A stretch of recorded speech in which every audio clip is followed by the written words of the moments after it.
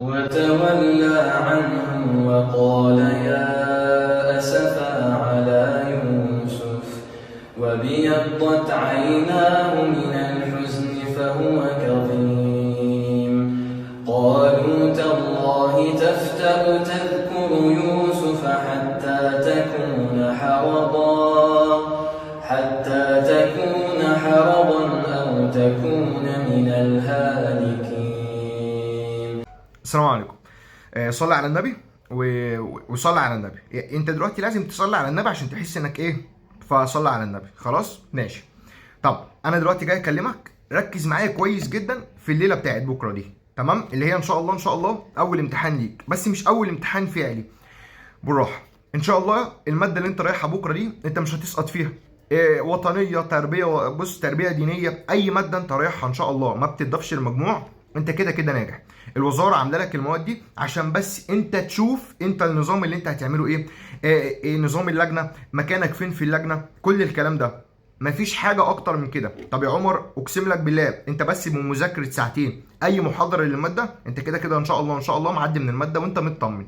مفيش حد بيشيل الماده دي. اسال صحابك، اسال اي حد، مفيش حد بيشيل المواد اللي ما بتضافش للمجموع. خلاص دي نقطه انتهينا منها.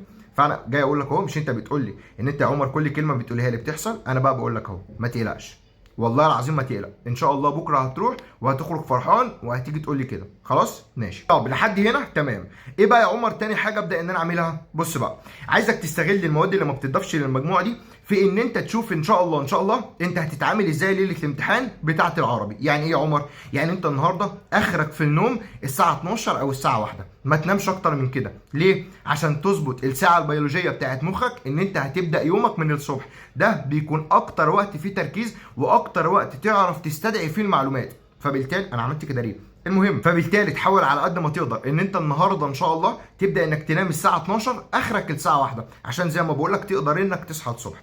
فدي كانت مهمه جدا. طب ايه بقى تاني حاجه ودي برضو مهمه جدا؟ حاول، او مش حاول بقى، انت عاوز تخش الامتحان مطمن، عايز تخش الامتحان الجانب النفسي اللي عندك كويس وداخل كده مطمن للماده. هتعمل ايه؟ هتعمل الحركه دي واقسم لك بالله هتدعي لي. ايه هي؟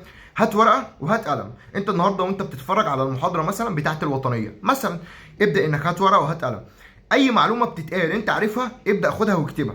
طب معلومه انت عرفتها ابدا خدها واكتبها في الورقه دي، كانك كده بتلخص المحاضره اللي انت هتتفرج عليها. واول ما تقوم من النوم ان شاء الله، ما انت كده كده هتقوم من النوم قبل الامتحان بشويه، تقعد تراجع وهبقى افهمك تراجع ازاي ان شاء الله ليله العربي. المهم هتبدا انك تقوم تجيب الورقه اللي انت كنت بتكتب فيها المعلومات اللي انت كتبتها وانت بتتفرج على المحاضره. بعد كده ابدا راجع الورقه دي، هتلاقي نفسك ان انت بتقول انا المعلومه دي عارفها، المعلومه دي عارفها. هتلاقي نفسك انك عارف كل المعلومات بتاعه المحاضره اللي انت لسه متفرج عليها. فبالتالي هتبقى داخل ان شاء الله الامتحان مطمن.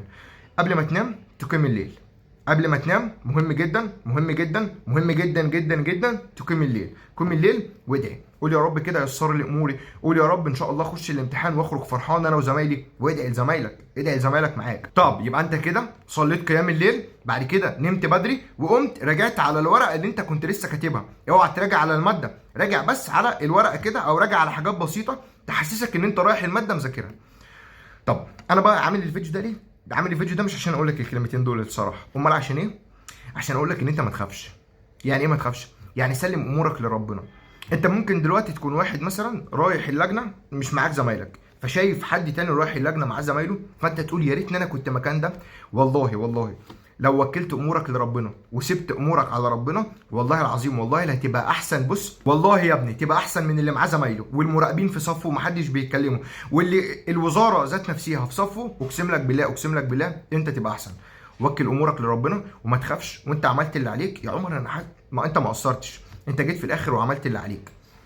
بص، وانا دي متاكد منها مليون في الميه، انت دلوقتي عملت اللي عليك. فوكل امورك لربنا وسلم امورك لربنا، اتاكد ان ربنا كريم وهيكرمك.